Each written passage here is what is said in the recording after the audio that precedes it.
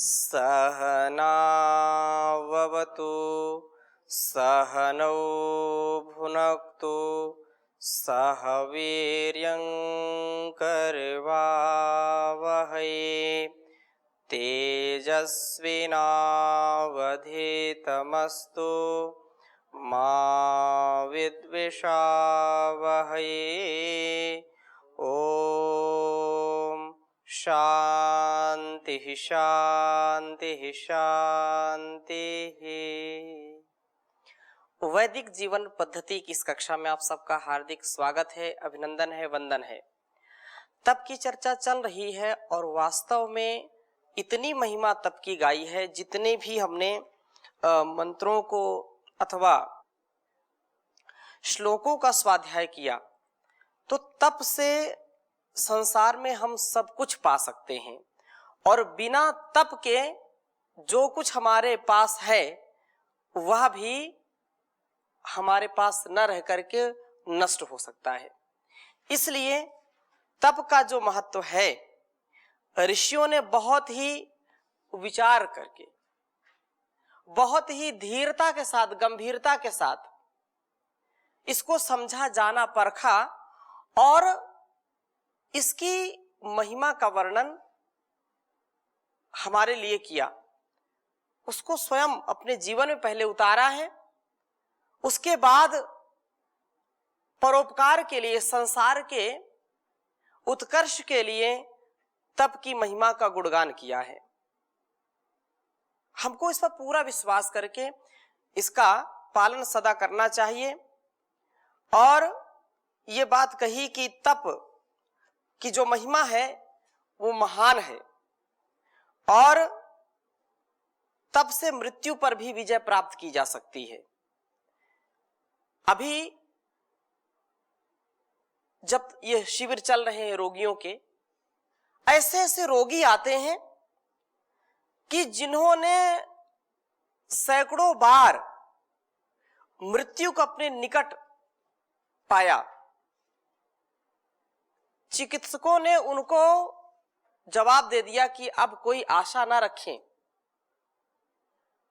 दुनिया में कुछ भी आप कर लीजिए लेकिन आपको कोई बचा नहीं सकता, इस रोग को कोई ठीक नहीं कर सकता, कोई औषधि नहीं है, किसी वैद्य के पास, किसी डॉक्टर के पास आपके इस रोग का कोई उपाय नहीं है, क्योर नहीं कर सकता, कोई ठीक कर नहीं सकता। लेकिन उन्होंने अटल विश्वास करके परम पूज्य स्वामी जी महाराज को देखा, योग की महिमा को देखा और उन्होंने योग के तप से, ओंकार के जप से अपने को मृत्यु के मुख के अंदर से बाहर निकाल करके अपने को लाए।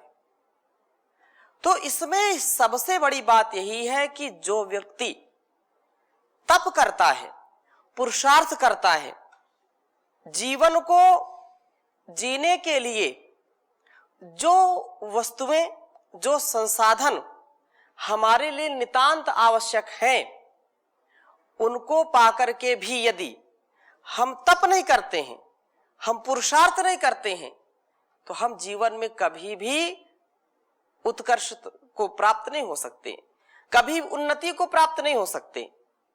हमारा ब्रह्मचारी उदयन, अभी इतनी स्थिति इसकी खराब हो गई, लेकिन अपने आत्मविश्वास को इसने छोड़ा नहीं, अपने आत्मविश्वास के साथ ये लगा रहा।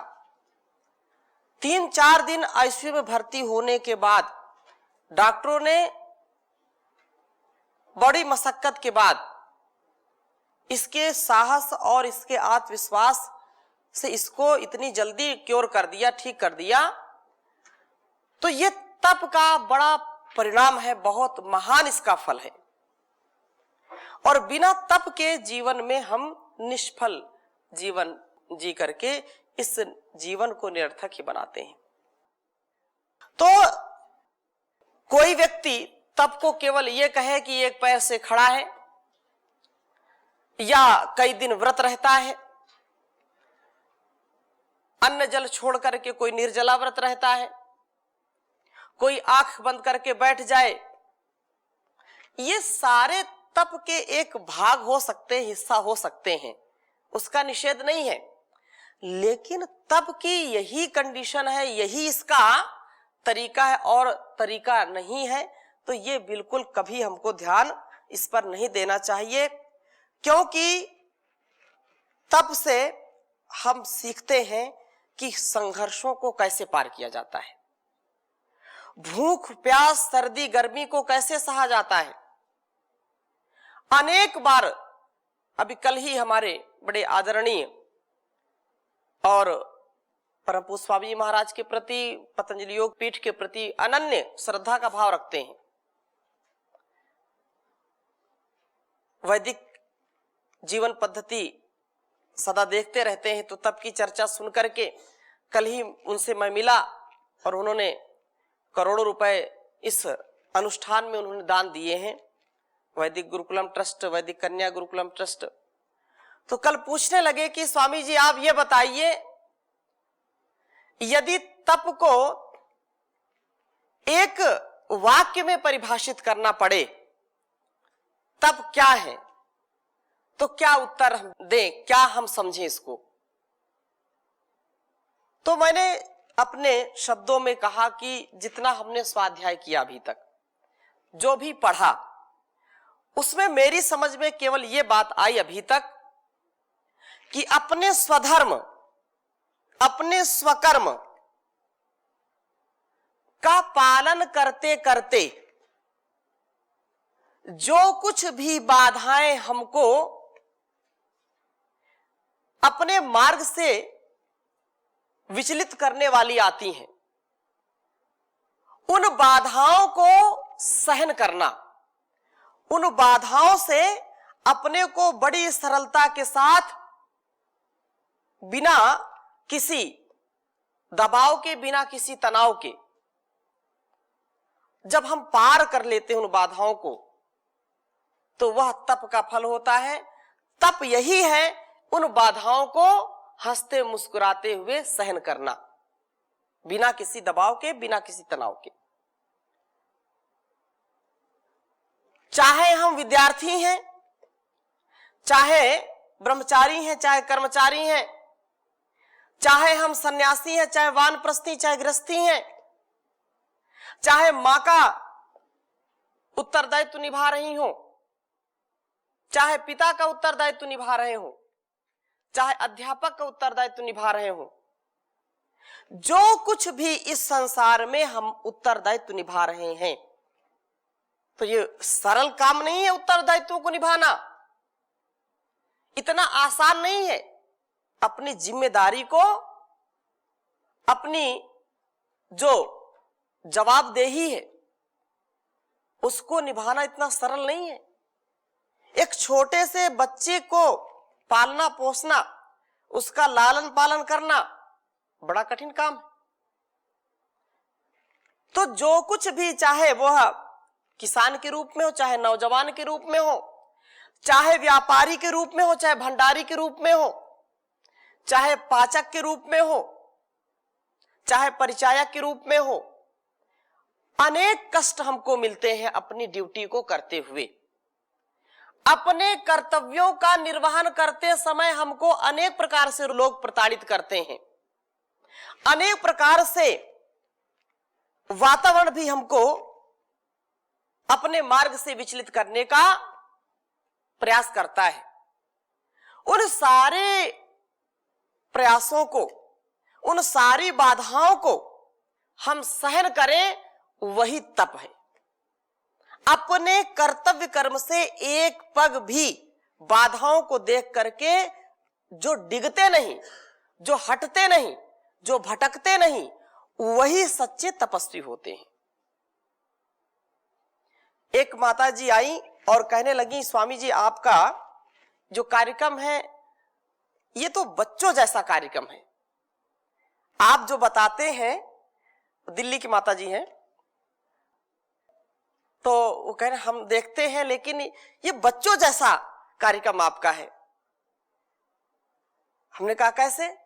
बोले आप ऐसी बातें बताते हैं कि जैसे बच्चों को या बच्चों के लिए ही है।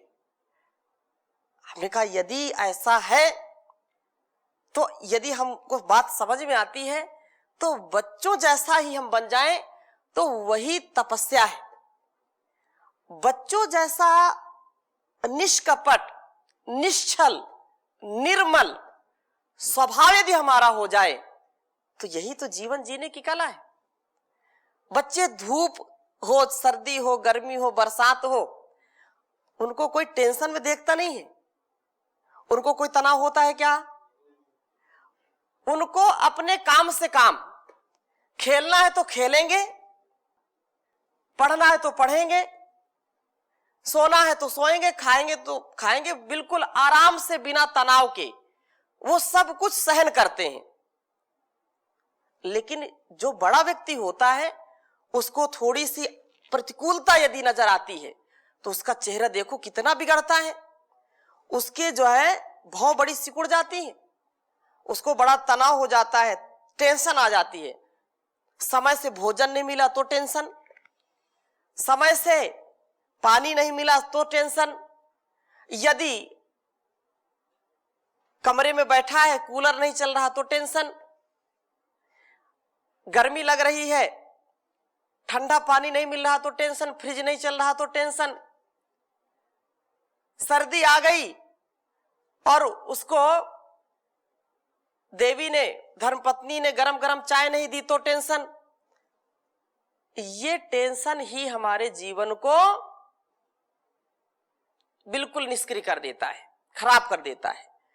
तो यदि हम बच्चों जैसी सरलता भी प्राप्त कर लें, बच्चों जैसे भी यदि हम तपस्वी बन जाएं तो भी हमारे जीवन का कल्याण हो सकता है।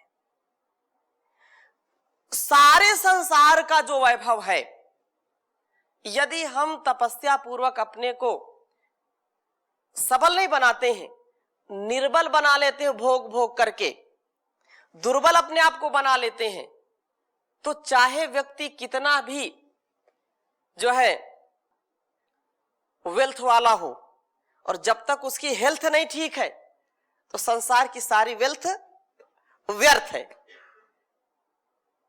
हेल्थ आपकी होनी चाहिए, चाहे शरीर की हेल्थ हो चाहे मानसिक हेल्थ हो, हेल्थ बिगड़नी नहीं चाहिए। इन कठिनाइयों को हमको सदा सर्वदा गले से लगा करके उनका स्वागत करके अपने जीवन को आगे करना चाहिए। तो यही बात यहां कही कि द्वंद्वों को सहना, गर्मी सर्दी भूख प्यास हानि लाभ जीवन मरण में सम रहना।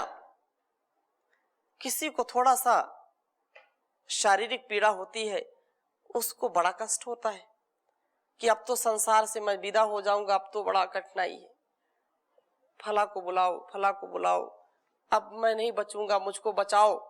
इतने उसको जो है टेंशन होती है कि पूछो मत। उसको जाने का गम नहीं है, भाई जाना तो सबको है, जो आया है उसको जाना ही पड़ेगा।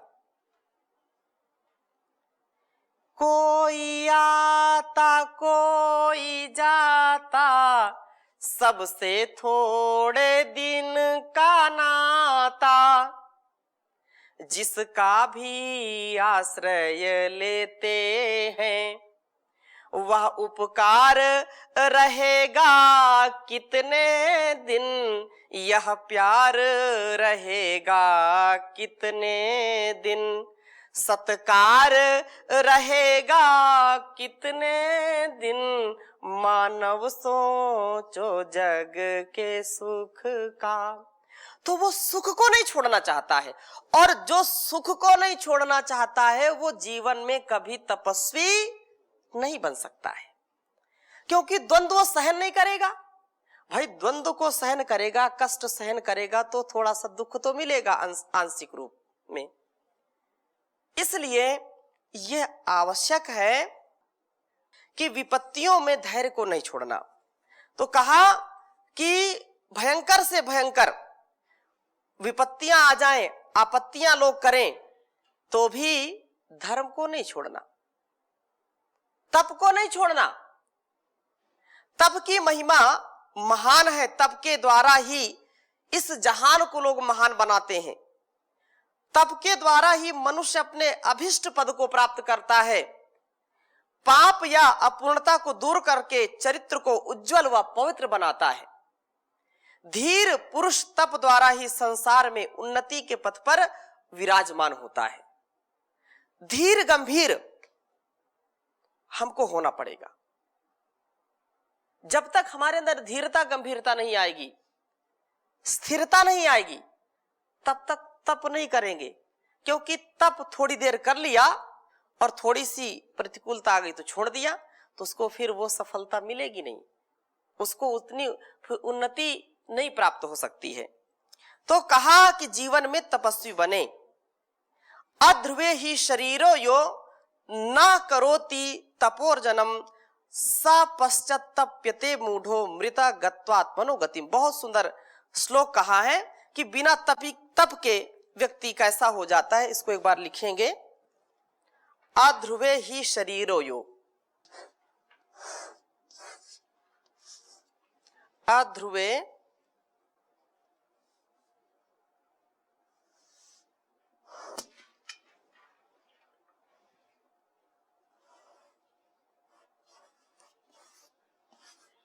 अध्रुवे ही शरीरे यो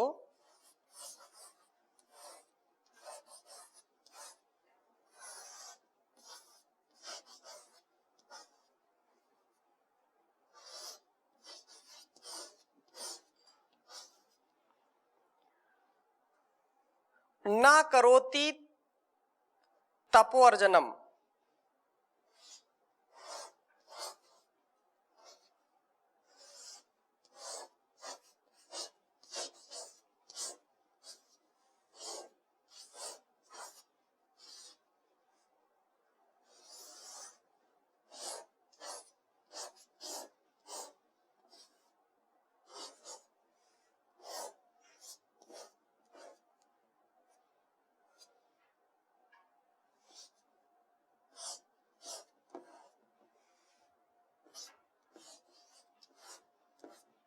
न करोति तपोर्जनम,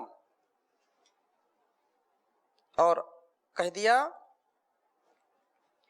स पश्चात्तप्यते मूढ़ो,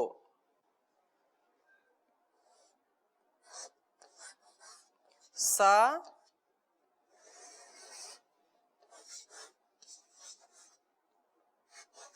पश्चात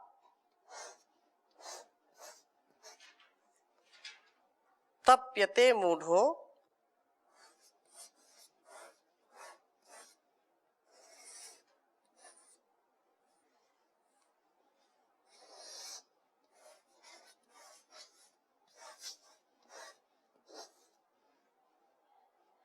मृते गत्वात्मनो गतिम।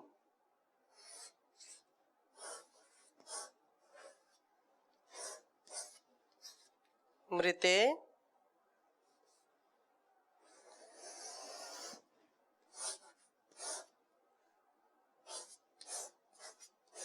मृते गत्वात्मनो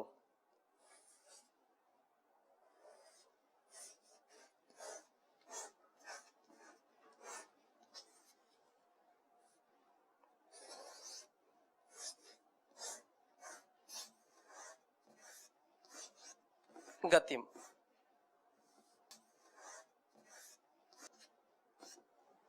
उच्चारण करेंगे।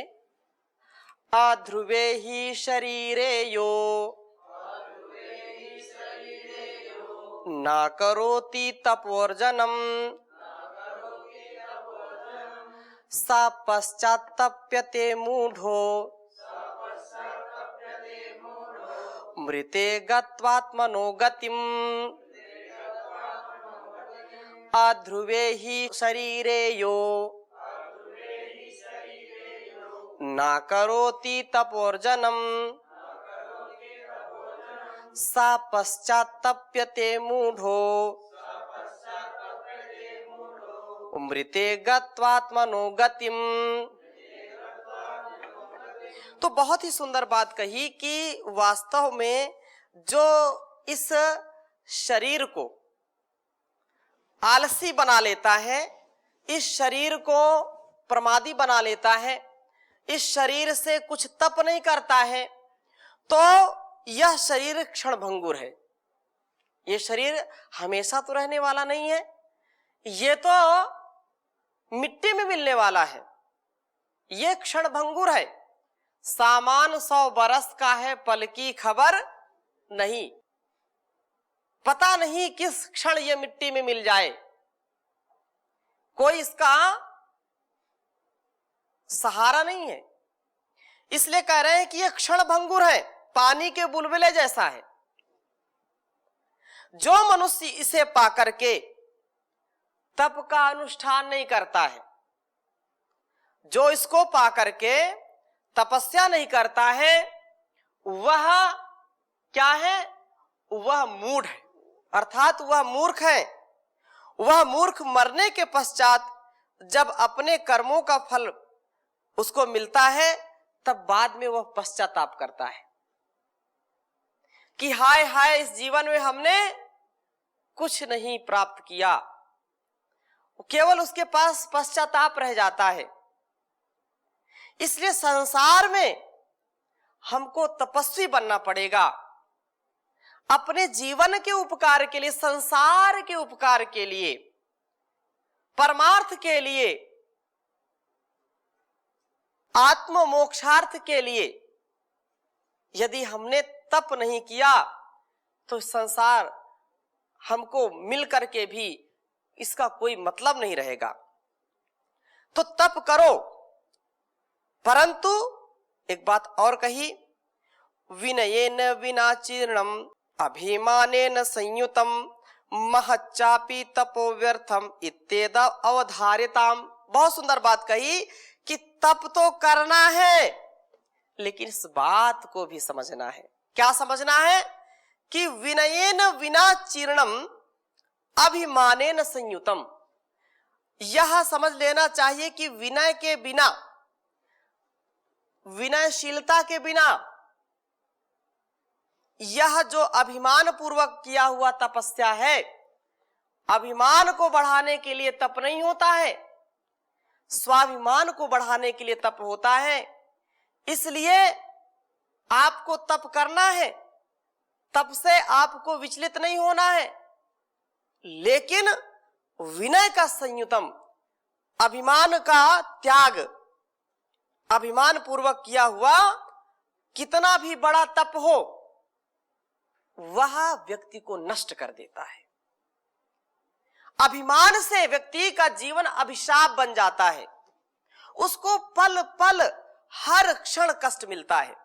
इसलिए इस बात को हमें हमेशा ध्यान रखना चाहिए कि हम तपस्वी हैं, तो इस बात का गर्व नहीं होना चाहिए,